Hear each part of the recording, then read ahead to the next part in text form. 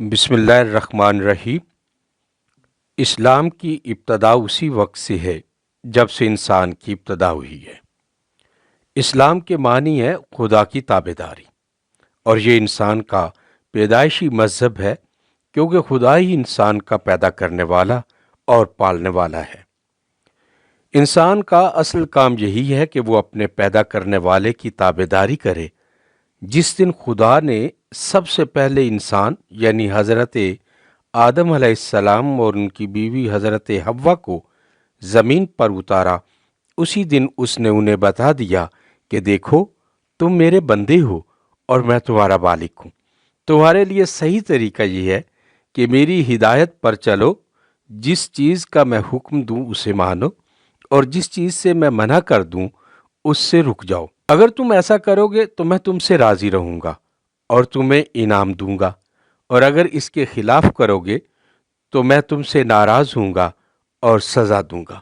بس یہی مذہب اسلام کی ابتدا تھی۔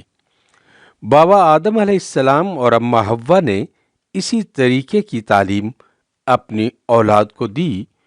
کچھ مدت تک سب آدمی اس پر چلتے رہے، پھر ان میں سے ایسے لوگ پیدا ہونے لگے جنہوں نے اپنے خالق کی تابعداری چھوڑ دی۔ کسی نے دوسروں کو خدا بنا لیا، کوئی خود خدا بن بیٹھا، اور کسی نے کہا کہ میں آزاد ہوں، جو کچھ میرے جی میں آئے گا کروں گا، چاہے خدا کا حکم کچھ بھی ہو۔ اس طرح دنیا میں کفر کی ابتدا ہوئی، جس کے معنی ہے خدا کے تابعداری سے انکار کرنا۔ جب انسانوں میں کفر بڑھتا گیا اور اس کی وجہ سے ظلم، فساد اور برائیوں کا طوفان اٹھنے لگا، تو اللہ تعالیٰ نے اپنے نیک بندوں کو اس کام پر مقرر کیا کہ وہ ان بگڑے ہوئے لوگوں کو سمجھائیں اور ان کو پھر سے اللہ کا تابعدار بنانے کی کوشش کریں۔ یہ نیک بندے نبی اور پیغمبر کہلاتے ہیں۔ یہ پیغمبر کبھی تھوڑی اور کبھی زیادہ مدت کے بعد دنیا کے مختلف ملکوں اور قوموں میں آتے رہے۔ یہ سب سے بڑے سچے، ایماندار اور پاک لوگ تھے۔ ان سب نے ایک ہی مذہب کی تعلیم دی، اور وہ یہی اسلام تھا۔ تم نے حضرت نوح علیہ السلام، حضرت ابراہیم علیہ السلام، حضرت موسیٰ علیہ السلام اور حضرت عیسیٰ علیہ السلام کے نام تو ضرور سنے ہوں گے۔ یہ سب خدا کے پیغمبر تھے، اور ان کے علاوہ ہزارہا پیغمبر اور بھی گزرے ہیں۔ پچھلے کئی ہزار برس کی تاریخ میں ہمیشہ یہی ہوتا رہا کہ جب کفر زیادہ بڑھا تو کوئی بزرگ پیغمبر بنا کر بھیجے گئے۔ انہوں نے آ کر لوگوں کو کفر سے روکنے اور اسلام کی طرف بلانے کی کوشش کی۔ کچھ لوگ ان کے سمجھانے سے مان گئے اور کچھ اپنے کفر پر اڑے رہے۔ جن لوگوں نے مان لیا وہ مسلمان ہو گئے، اور انہوں نے اپنے پیغمبر سے اعلیٰ درجہ کے اخلاق سیکھ کر دنیا میں نیکی پھیلانی شروع کی۔ پھر ان مسلمانوں کی اولاد رفتہ رفتہ خود اسلام کو بھول کر کفر کے چکر میں پھنستی چلی گئی، اور کسی دوسرے پیغمبر نے آ کر نئے سرے سے اسلام کو تازہ کیا۔ یہ سلسلہ جب ہزاروں برس تک چلتا رہا اور اسلام بار بار تازہ ہو کر پھر بھلا دیا گیا، تو اللہ تعالیٰ نے آخر میں حضرت محمد صلی اللہ علیہ وآلہ وسلم کو بھیجا، جنہوں نے اسلام کو ایسا تازہ کیا کہ آج تک وہ قائم ہے اور انشاءاللہ تعالی قیامت تک قائم رہے گا۔ حضرت محمد صلی اللہ علیہ وآلہ وسلم آج سے 1430 سال پہلے عرب کے مشہور شہر مکہ میں پیدا ہوئے تھے۔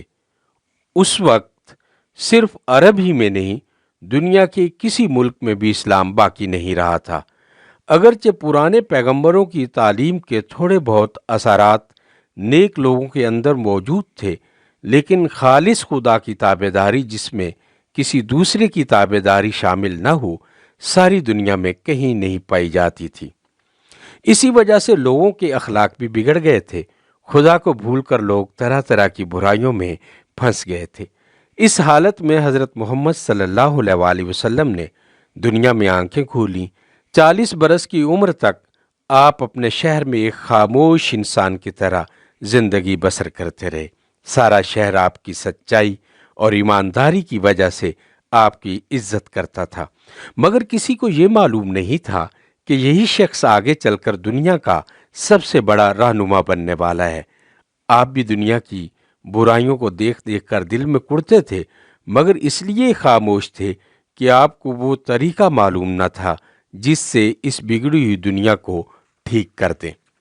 جب آپ 40 برس کی عمر کو پہنچ گئے تو خدا نے آپ کو اپنا پیغمبر بنایا اور یہ خدمت آپ کی سپرد کی کہ پہلے اپنی قوم کو اور پھر دنیا بھر کے انسانوں کو کفر چھوڑ دینے اور اسلام قبول کرنے کی ہدایت فرمائیں۔ اس خدمت پر مقرر ہونے کے بعد آپ نے اپنے شہر کے لوگوں سے برملا کہنا شروع کیا کہ تم خدا کو چھوڑ کر دوسروں کی بندگی نہ کرو، تمہارا مالک اور خدا صرف خدا ہے، اسی کی تم کو عبادت کرنی چاہیے اور اسی کا حکم تمہیں ماننا چاہیے۔ عام لوگ یہ آواز سن کر آپ کی مخالفت کے لیے کھڑے ہو گئے اور انہوں نے ہر طریقہ سے آپ کی زبان بند کرنی چاہی، لیکن قوم کے جتنے سچے اور اچھے لوگ تھے وہ رفتہ رفتہ آپ کے حامی بنتے چلے گئے۔ پھر مکہ سے باہر عرب کے دوسرے علاقوں میں بھی آپ کی تعلیم پہنچنے لگی، اور وہاں بھی یہی ہوا کہ جاہل لوگ تو مخالفت پر تل گئے، مگر جن لوگوں میں عقل اور نیک دلی موجود تھی وہ آپ صلی اللہ علیہ وآلہ وسلم کی سچی باتوں پر ایمان لاتے چلے گئے۔ 13 برس تک یہ سلسلہ اسی طرح چلتا رہا۔ ایک طرف آپ کی آواز ملک میں پھیل رہی تھی اور ہر جگہ نیک انسان اسلام کو قبول کرتے جا رہے تھے، دوسری طرف جاہلوں کی مخالفت روز بروز سخت ہوتی جا رہی تھی اور اسی طرح سے مسلمانوں کو ستایا جا رہا تھا۔ آخر کار مکہ کے سرداروں نے آپس میں سازش کی کہ ایک رات اچانک حضرت صلی اللہ علیہ وآلہ وسلم پر حملہ کر کے آپ کو قتل کر دیں اور اس کے بعد مسلمانوں کا نام و نشان دنیا سے مٹا دیں۔ جب نوبت یہاں تک پہنچ گئی تو خدا نے حضرت صلی اللہ علیہ وآلہ وسلم کو حکم دیا کہ آپ اور سارے مسلمان مکہ چھوڑ کر مدینہ چلے جائیں۔ اس وقت مدینہ میں بہت سے لوگ مسلمان ہو چکے تھے اور وہ اسلام کا بول بالا کرنے کے لیے اپنی جان اور مال قربان کرنے پر آمادہ تھے۔ چنانچہ حضرت صلی اللہ علیہ وآلہ وسلم ٹھیک اسی رات کو مکہ سے مدینہ کی طرف روانہ ہو گئے جس میں آپ کو قتل کر دینے کا فیصلہ کیا گیا تھا۔ یہی وہ مشہور واقعہ ہے جس کو ہجرت کہا جاتا ہے، اور اس واقعہ کی یادگار میں ہمارا ہجری سن جاری ہوا ہے۔ حضرت صلی اللہ علیہ وآلہ وسلم کے مدینہ پہنچتے ہی مسلمان بھی عرب کے ہر گوشے سے سمٹ کر مدینے میں جمع ہونا شروع ہو گئے اور اس شہر میں اسلام کی باقاعدہ حکومت قائم ہو گئی۔ اب اسلام کے مخالف اور بھی زیادہ پریشان ہونے لگے۔ انہوں نے سوچا کہ پہلے تو یہ مسلمان جگہ جگہ منتشر اور بے بس تھے، ان کو مٹا دینا آسان تھا، مگر اب یہ ایک جگہ جمع ہوتے جا رہے ہیں اور ان کی اپنی حکومت بن گئی ہے۔ اب اگر ان کو ذرا سی مہلت بھی مل گئی تو پھر یہ ایک زبردست طاقت بن جائیں گے۔ اس لیے جلدی سے جلدی کوشش کرنی چاہیے کہ ان پر حملہ کر کے انہیں ختم کر دیا جائے۔ اس خیال سے مکہ کے سرداروں نے حضرت صلی اللہ علیہ وآلہ وسلم کے خلاف جنگ چھیڑ دی اور سارے عرب کی طاقتوں کو اسلام کے مقابلہ میں اکٹھا کر لیا، لیکن نہ تو وہ لڑائیوں میں آپ کو شکست دے سکے اور نہ اسلام کی تبلیغ کو کسی طرح روک سکے۔ ان کی ساری کوششوں کے باوجود اسلام عرب میں پھیلتا چلا گیا۔ خود مخالفوں میں سے بھی ٹوٹ کر اچھے اچھے آدمی اسلام کی طرف آتے چلے گئے، اور پورے 8 برس نہ گزرے تھے کہ حضرت صلی اللہ علیہ وآلہ وسلم نے خود مکہ کو فتح کر لیا۔ مکہ کا فتح ہونا تھا کہ سارے عرب میں کفر کی کمر ٹوٹ گئی۔ اس کے بعد 1 سال کے اندر پورا ملک مسلمان ہو گیا اور 12 لاکھ مربع میل کے رقبہ پر اسلام کی یہ ایک طاقتور حکومت قائم ہو گئی، جس میں بادشاہی خدا کی تھی، قانون شریعت کا تھا اور انتظام خدا کے نیک بندوں کے ہاتھ میں تھا۔ اس حکومت میں ظلم اور بد اخلاقی کا کہیں نام و نشان تک نہ تھا۔ ہر طرف امن تھا، انصاف تھا، سچائی اور ایمانداری کا دور دورہ تھا، اور خدا کے تابعداری اختیار کرنے کی وجہ سے لوگوں میں بہترین اخلاق پیدا ہو گئے تھے۔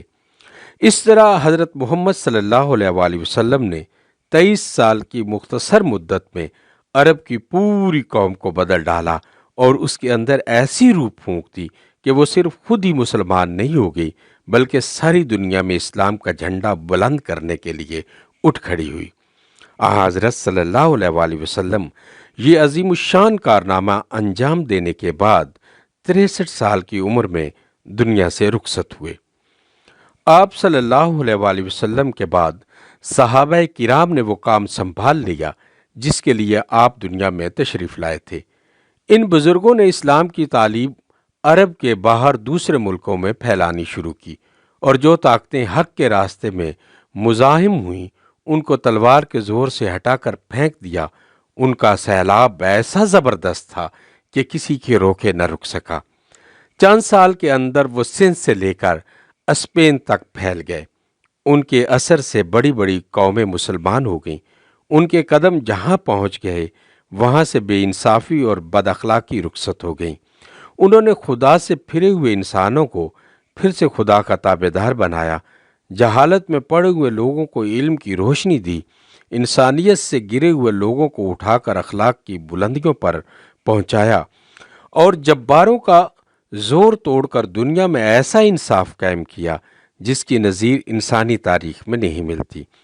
صحابہ کرام نے اس کے ساتھ دوسرا کام یہ کیا کہ خدا کی طرف سے حضرت محمد صلی اللہ علیہ وآلہ وسلم جو کتاب لے کر آئے تھے اس کو انہوں نے لفظ بلفظ یاد بھی کر لیا اور لکھ کر بھی ہمیشہ ہمیشہ کے لیے محفوظ کر دیا۔ آج یہ انہی بزرگوں کی کوششوں کا نتیجہ ہے کہ ہمارے پاس قرآن ٹھیک ویسا ہی اسی زبان اور انہی الفاظ میں موجود ہے جیسا آن حضرت صلی اللہ علیہ وآلہ وسلم نے 1350 برس پہلے خدا کی طرف سے پہنچایا تھا۔ اس میں ایک نقطہ کی کمی بیشی بھی نہیں ہوئی ہے۔ ایک اور کام انہوں نے یہ کیا کہ حضرت صلی اللہ علیہ وآلہ وسلم کی زندگی کے حالات، آپ کی تقریریں، آپ کے ارشادات، آپ کے احکام، آپ کے اخلاق و عادات، غرض ہر چیز سے متعلق مفصل معلومات بعد کی نسلوں تک پہنچا دیں۔ اس سے دنیا کو یہ فائدہ پہنچا کہ پیغمبر کے جانے کے بعد بھی ہر زمانے کے لوگ پیغمبر صلی اللہ علیہ وآلہ وسلم کو اسی طرح دیکھ سکتے ہیں جس طرح خود پیغمبر کی زندگی میں دیکھ سکتے تھے۔ 1350 برس گزر جانے کے بعد بھی آج ہمیں حضرت صلی اللہ علیہ وآلہ وسلم کی سیرت پڑھ کر یہ معلوم ہو جاتا ہے کہ خدا کا تابعدار بندہ کیسا ہونا چاہیے اور کس نمونے کے آدمی کو خدا پسند کرتا ہے۔ یہ دو چیزیں یعنی قرآن اور سیرت محمدی صلی اللہ علیہ وآلہ وسلم ایسی ہیں جن کے محفوظ ہو جانے کی وجہ سے اسلام دنیا میں ہمیشہ ہمیشہ کے لیے محفوظ ہو گیا ہے۔ پہلے دنیا میں اسلام بار بار تازہ ہو کر اس لیے بھلایا جاتا رہا کہ جو لوگ پیغمبروں پر ایمان لا کر مسلمان ہوتے تھے وہ خدا کی کتابوں اور اس کے پیغمبروں کی سیرتوں کو محفوظ رکھنے کی کوئی خاص کوشش نہیں کرتے تھے۔ اس وجہ سے تھوڑی تھوڑی مدت بعد مسلمانوں کی اولاد خود ہی بگڑ جاتی تھی، لیکن اب خدا کی کتاب اور پیغمبر صلی اللہ علیہ وآلہ وسلم کی سیرت دونوں محفوظ ہیں، اور اسی وجہ سے اسلام ہمیشہ کے لیے قائم ہو گیا ہے۔ کبھی خدا نہ خواستہ اس کی تازگی میں کچھ کمی آ بھی جائے تو قرآن اور سیرت محمدی صلی اللہ علیہ وآلہ وسلم کی مدد سے اس کو پھر تازہ کیا جا سکتا ہے۔ یہی وجہ ہے کہ اب دنیا کو کسی نئے پیغمبر کی ضرورت نہیں رہی۔ اب اسلام کو تازہ کرنے کے لیے صرف ایسے لوگ کافی ہیں جو قرآن اور سیرت محمدی صلی اللہ علیہ وآلہ وسلم کو اچھی طرح جانیں، اس پر خود عمل کریں اور دوسروں سے اس پر عمل کرانے کی کوشش کریں۔ وما علینا الا البلاغ المبین۔